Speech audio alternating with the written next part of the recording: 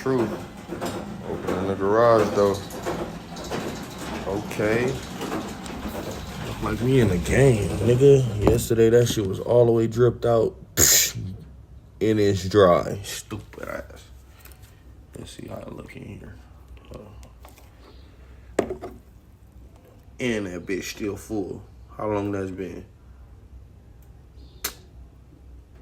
Oh, my mama be doing my shit. I'm gonna keep making this shit a project. Paint all these pieces and make this motherfucker dial down.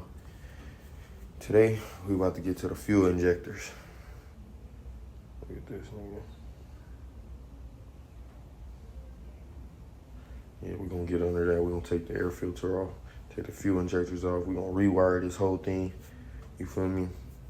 Put new fuses all through this bad boy. Let's see. Where the fuse box at? Somewhere back here. I woke up confused. It's too early. Oh, it's right here. There it goes. So yeah, we're gonna check that in there, see if we got some fresh fuses. We'll pull out that fuel injector. We're gonna clean that bad boy out, replace that, put that back in there. Yeah, we're gonna start working on all this. I'm gonna wash the bike though first.